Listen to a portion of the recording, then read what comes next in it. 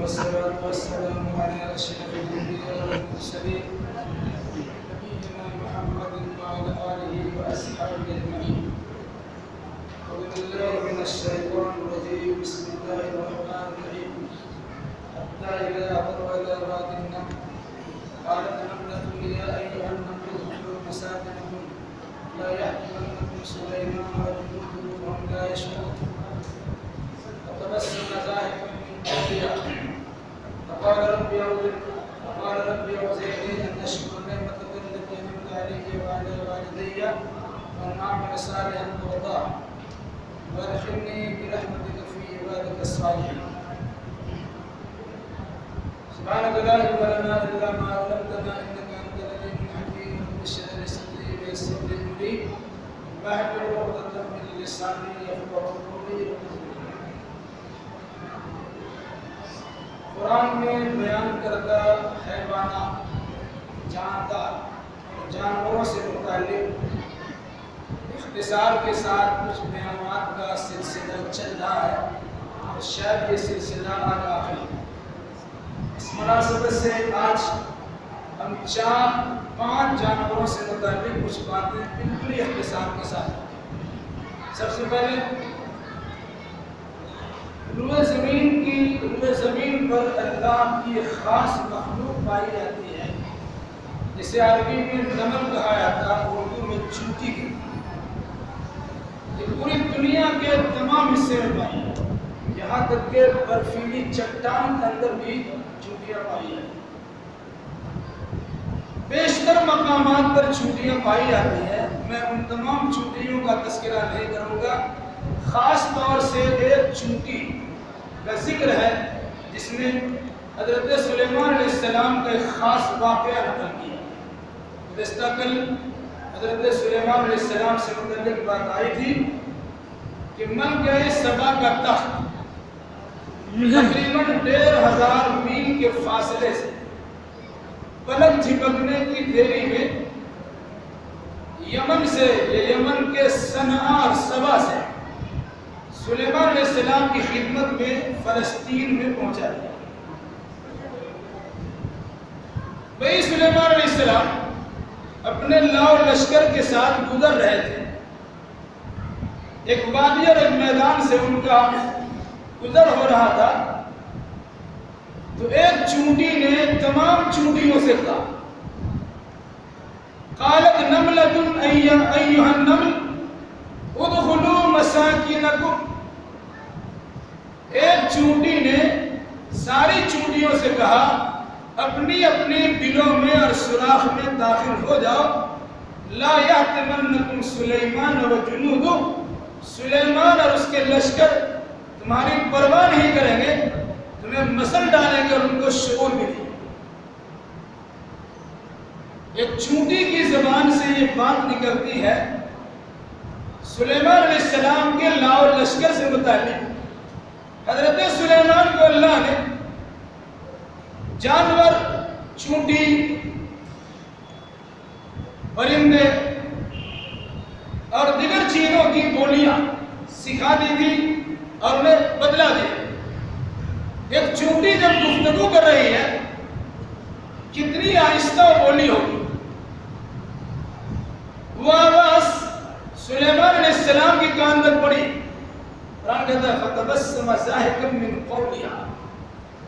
جب سلیمان نے چونٹی کی بات سنی تو ہنسنے لگے، مسکرائے لگے.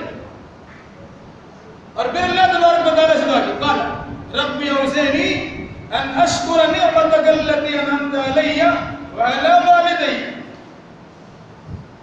اے اللہ مجھے توفیق دے کہ جو نعمت تو نے مجھے دی ہے اور میرے ماں باپ کو دی ہے ان تمام نعمتوں پر میں نے تیرا شکریہ ادا کیا. اور اللہ مجھے اس بات کی بھی توفیق دے ان اعمل صالحا ترضى. میں ایسا عمل کروں جسے تو راضی ہو جائے. اور اسی پر بس نہیں اور کہا وادخلنی برحمتک فی عبادک الصالحین. اے اللہ تو اپنی رحمت سے مجھے اپنے نیک بندوں میں شامل کر. واقعہ نے ہمیں بہت سارا درس دیا. ایک تو یہ ہے چونٹی بڑی حساس جانور ہے، وہ دور کی چیز کو دیکھتی بھی ہے اور دور کی چیز کو بھانپ بھی لیتی ہے. اب کہیں کوئی سامان میٹھی چیز رکھی ہے، چونٹی کیسے وہاں پہنچ جاتی ہے آپ سوچ بھی نہیں سکتے. چونٹی بلندی پہ چڑھنے کے لیے کتنا جتن کرتی ہے اور اپنے وزن سے زیادہ بھاری بدن کو اٹھا کر سطح زمین سے دیوار کی بلندی پر پہنچنا چاہتی ہے. بار بار گرتی ہے لیکن آخر کار محنت کے نتیجے میں وہ منزل مقصود تک پہنچ جاتی اور اپنے بل اور سوراخ میں لے جا کر اپنے بچے اور کنبہ اور رشتہ دار کو وہ غلہ پہنچا دیتی. یہ درس ملا ہمیں چونٹی سے، یعنی اکیلا کھانے کے بجائے پوری جماعت کے ساتھ گئے، سستی اور غفلت کرنے کے بجائے محنت اور چستی کی. من جدہ فجدہ، یہ چونٹی نے ہمیں درس دیا ہے. علاوہ سے جب چونٹی نے خطرہ محسوس کیا کہ لاؤ لشکر آ رہا ہے اور ہم لوگ سڑک پہ پڑے ہوئے، یہ گزریں گے تو مسل ڈالیں. چونٹی کی مربت دیکھیے کہ وہ اکیلا بچنا نہیں چاہ رہے تھے بلکہ پورے کنبر خاندان کو بچانے کے لیے اس نے پیغام دیا اور ایک تقریر کی کہ سلیمان تم پر ظلم نہیں کرے گا، ان کا لشکر تم پر ظلم کرنے کا ارادہ نہیں رکھے، لیکن تمہارا وجود اتنا چھوٹا ہے، تمہارا تشخص اتنا کمزور ہے کہ ان کو دکھائی بھی نہیں دے گا، سجھائی بھی نہیں دے گا. وہ گزرتے ہو تمہیں مسل ڈالیں گے اور ان کے احساس بھی نہیں ہوگا. گویا اگر تم ان سے بچنا چاہتے ہو تو اپنی حفاظت کا سامان خود اپنے کرو. یہ ہمیں درس دیا ہے چونٹیوں نے. اس مناسبت سے تعلیم یہاں یہ ملتی ہے کہ اگر آپ خود بچتے ہیں پوری قوم کو بچانے کی کوشش کیجیے. لگتا ہے کہیں پر آفت آنے والی ہے تو اپنے آپ کو بھاگ کے بچا لیجیے گا. یہ دیانتداری نہیں ہے، یہ ایمانداری نہیں ہے، یہ مربت کے خلاف بات ہے. وہ چونٹی سے درس لیجیے، وہ خود بچیے اور دوسروں کو بھی بچائے. اس کے بعد آگے بڑھیں. جس شخصیت کو اللہ نے اس نعمت سے نوازا اس پر اللہ تبارک و تعالیٰ کو شکر ادا ہونا چاہیے. جانوروں کی بولی سمجھنا، چونٹی کی بات کو جان لینا، دور سے اس کی گفتگو کو سن لینا، پھر اسے سمجھ لینا، یہ اللہ تبارک و تعالیٰ کی جانب سے بہت بڑی نوازش تھی. جب انسان کو اللہ نعمت دیتا ہے تو انسان کی ذمہ لازم ہوتا ہے کہ اللہ کا شکر ادا کرے. سلیمان علیہ السلام نے اللہ کا شکر ادا کیا. اللہ بے شمار نعمتیں تم نے ہمیں دی، پوری دنیا کے کوئی بادشاہ تمہیں دی، انسان تو انسان، جنات پر بھی تمہیں ہمیں حکومت دی ہے، چرند تو چرند، پرندے پر بھی ہمیں حکومت دی ہے، بلوں میں رہنے والی چونٹیوں پر حکومت دی ہے، پانی کی سطح میں رہنے والی مچھلی پر تم نے حکومت دی ہے. اس پر اللہ تبارک و تعالیٰ کا شکریہ ادا کیا. انہوں نے شکریہ ادا کیا اور ساتھ ساتھ کیا کہا کہ اللہ تم مجھے اپنے نیک بندوں کی جماعت میں شامل کر. اتنا زبردست شکریہ ادا کیا، اترایا نہیں کہ میں جنتی ہو گیا، نہیں، اللہ کے نیک بندوں کی جماعت میں شمولیت کے لیے باضابطہ سلیمان علیہ السلام نے اللہ کی بارگاہ میں دعا کی. کہا وادخلنی برحمتک فی عبادک الصالحین. لیکن اس کے ساتھ یہ بھی کہا شکر تو ادا کرتا ہوں، ساتھ ساتھ مجھے توفیق چاہیے ان اعمل عملا صالحا، یا میں ایسا نیک عمل کروں کہ جس سے تو راضی ہو جائے. تو سلیمان علیہ السلام نے اللہ کی رضا اور اس کی مرضی کے مطابق عمل صالح کرنے کی اللہ سے توفیق مانگی. اس بات میں ہمیں یہ درس ملا، ہمیں اس پر نگاہ رکھنی چاہیے. آگے بڑھ کر دوسرے جانور کی طرف. قرآن مقدس میں ایک جانور کا تذکرہ ہے جسے قرآن نے العنکبوت کہا، العنکبوت، اور اس کے نام پر بہت تک سورہ بھی. عنکبوت مانا مکری، اس کا مکری کا جالا جانتے ہیں. قرآن نے مکری کے جالے کا تذکرہ کیا اور کہا مثل الذین اتخذوا من دون اللہ اولیاء کمثل العنکبوت اتخذت بیتا وَإِنَّ أَوْهَنَ الْبُيُوتِ لَبَيْتُ الْعَنكَبُوتِ. اللہ تبارک و تعالیٰ کی مثال دی. جو لوگ اللہ کے علاوہ کسی غیر کو اپنا ولی و کارساز سمجھتے ہیں ان کی مثال ایسی ہے جیسے مکری. پھر اس کے بعد یہ بھی کہا اتخذت بیتا. اس مکری کی مثال ہے جس نے اپنا گھر تیار کیا. پھر مکری کا گھر اس کو مکری کا جالا کہتے ہیں. اس کا معاملہ کیا ہے؟ ان اوہن البیوت لبیت العنکبوت. گھروں میں سب سے زیادہ کمزور گھر اگر کسی کا ہوتا ہے تو مکری کا گھر ہوتا ہے. یا اللہ تبارک و تعالیٰ نے مثال کس بات میں دی اسے آتے تھی. آپ دیکھتے ہیں گھروں میں جھول ہے, یہ گھر کے اندر گرد و غبار ہے, پھر مکری اس پر اپنا کھانا بانا کرتا ہے, اپنا گھر مکری گھر تیار کرتی, وہ جالا بنتی. کتنا کمزور ہوتا اندازہ لگا لی, ہلکا جو چھو دیا تو کس بات کی مثال ہے؟ جو انسان اللہ کے بالمقابل دنیا کی کسی شخصیت کو اپنا معبود بناتا ہے, اپنا ولی و کارساز سمجھتا ہے, اپنا ممد و مددگار جانتا ہے, اپنا کام بنانے والا جانتا ہے, اپنی بگڑی بنانے والا جانتا ہے, تو وہ انسان ہو, وہ جنات ہو, وہ دنیا کی کوئی مخلوق ہو, اللہ کے بالمقابل ان کی حیثیت کیسی ہے؟ جیسے کہ مکڑی کا جالا. اگر کوئی انسان مکڑی پر وشواس اور بھروسہ کرے گا تو کبھی کامیاب نہیں ہوتا. انسان کہتا ہے ڈوبتے کو تنکے کا سہارا. اگر ڈوبتا ہے انسان معمولی تنکا پہ ٹیک لگا لیتا ہے تو بچ جاتا ہے. لیکن اگر کوئی انسان مکڑی کے جالا پہ ٹیک لگائے تو خود تو ڈوبے حسنا تم کو بھی نہ ڈوبے گا, وہ خود جائے گا, اس کو بھی ختم کر دے. اس مناسبت سے مکری کے جالا کی مثال دی گئی. اگر کوئی انسان غیر اللہ سے مرادی مانگتا ہے, غیر اللہ کو ولی و کارساز سمجھتا ہے, غیر اللہ کے دربار اپنی عقیدہ پیش کرتا ہے, وہ اللہ کے بالمقابل اس کی کوئی حیثیت نہیں, اس کے کوئی وطن نہیں.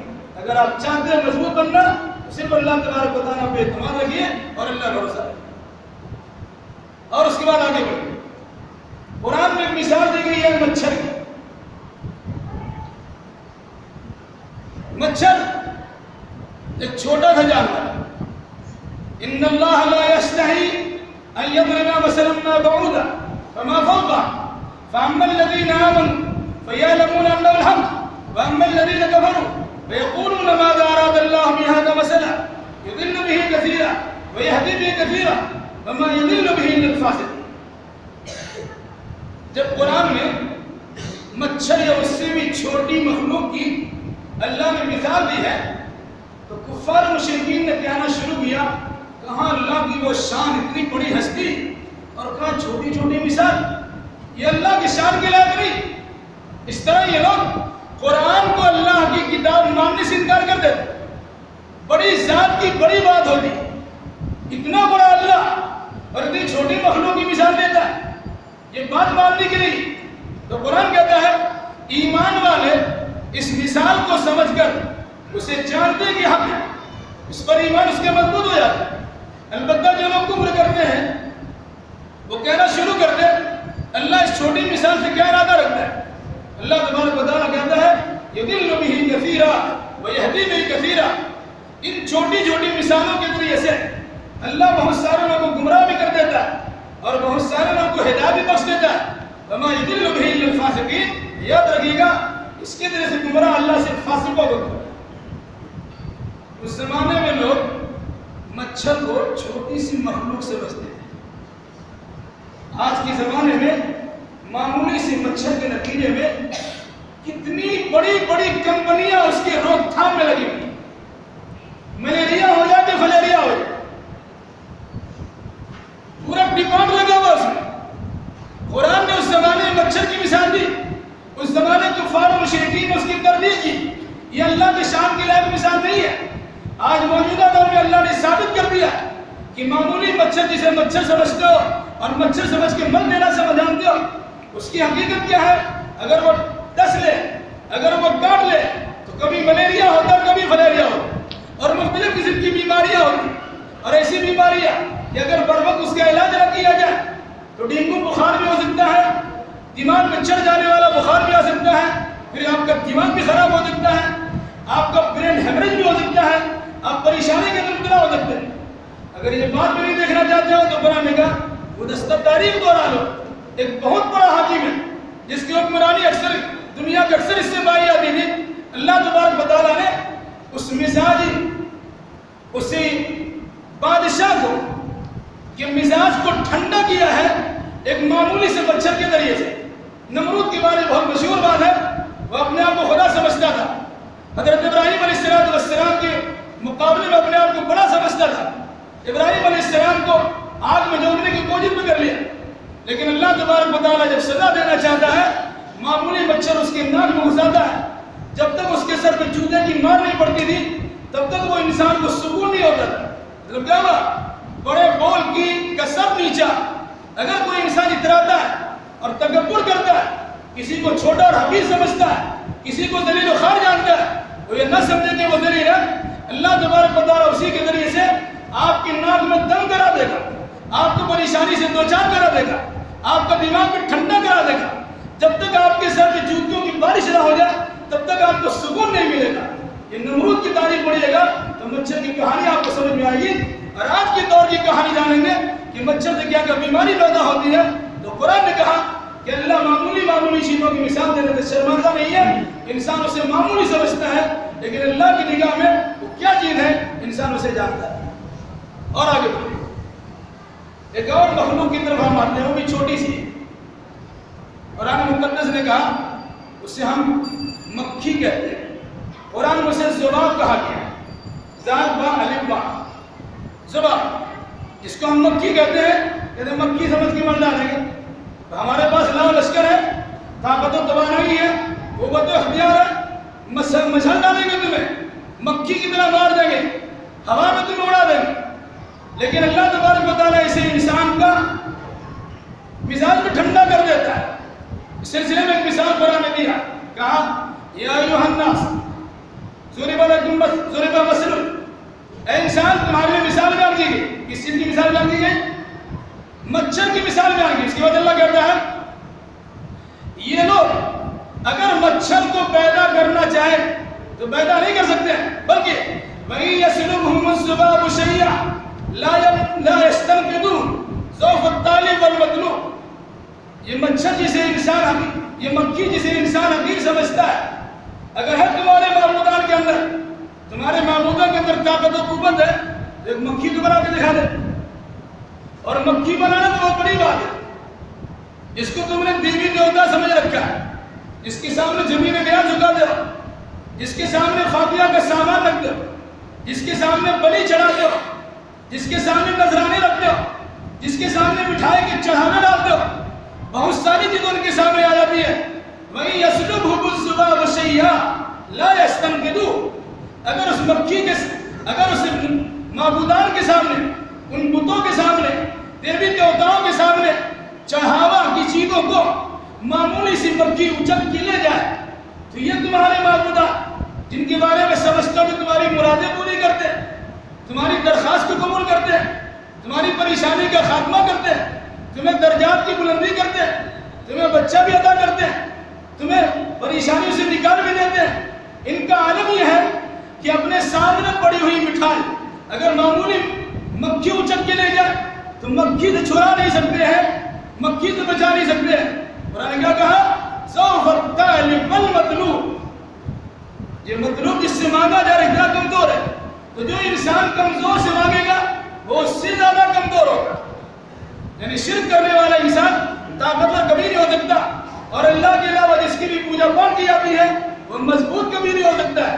قرآن مقدس نے مثال لے کر ہمیں سمجھایا کہ مانگنا اور صرف اللہ سے مانگیے، عرضی لگانے صرف اللہ سے لگائیے، درخواست کرنے صرف اللہ سے کیجیے، دعا کرنا اللہ سے کیجیے، مناجات کرنا اللہ کی بارگاہ میں کیجیے، ہاتھ اٹھانا تو اللہ تبارک و تعالیٰ کی بارگاہ میں اٹھائیے۔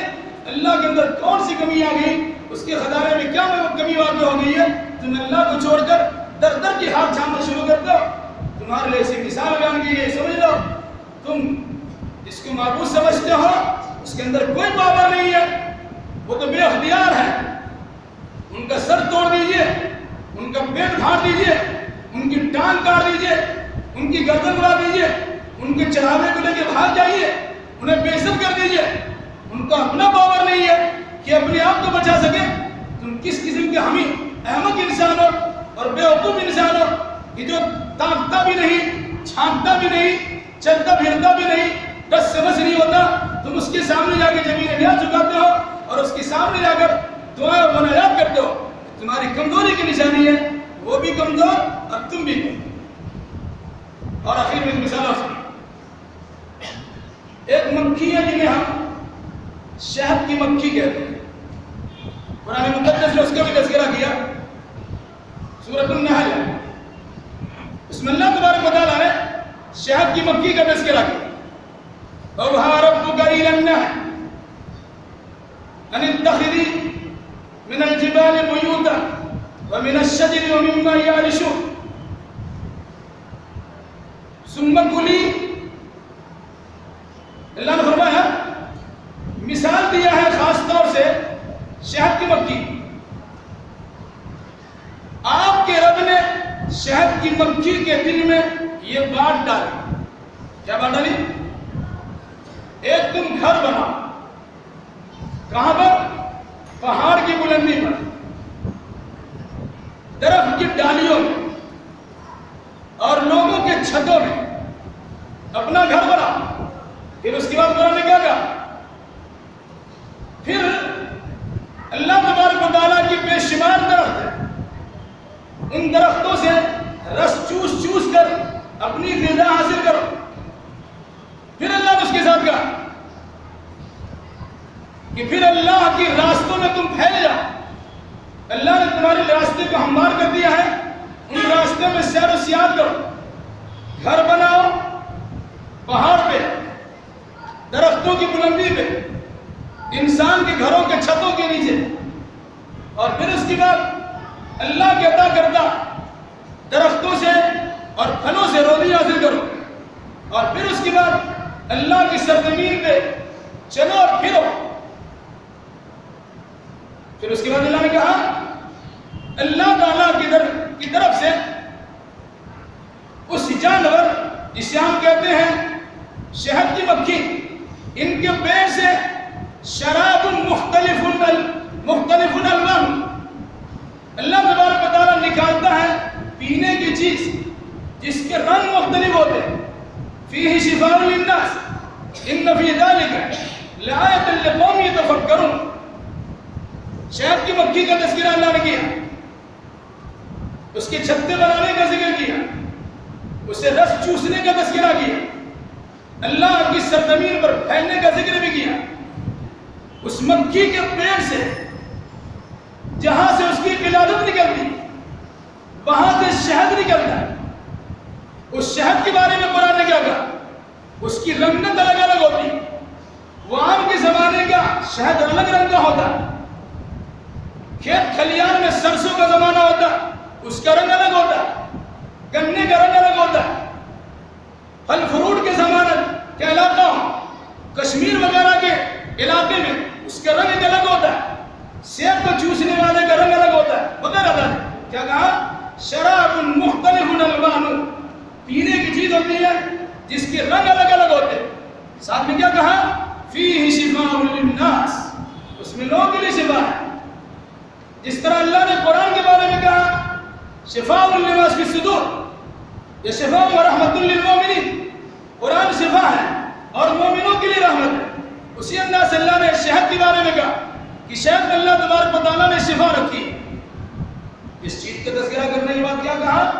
ان فی ذلک لآیۃ لقوم یتفکرون، جو لوگ غور و فکر کرتے ہیں اس میں اللہ تبارک و تعالیٰ کے لیے، اللہ تبارک و تعالیٰ کی بڑی بڑی نشانیاں اس کے اندر موجود۔ غور کیجیے،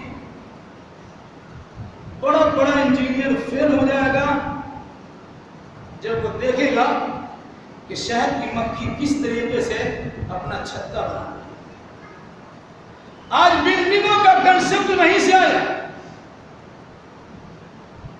کئی تلہ منزلیں بنانے کا طریقہ وہیں سیکھا گیا، اور ایک منزل پر کئی کئی فلیٹ نکالنے کی صورت وہیں سے پیدا ہوتی ہے۔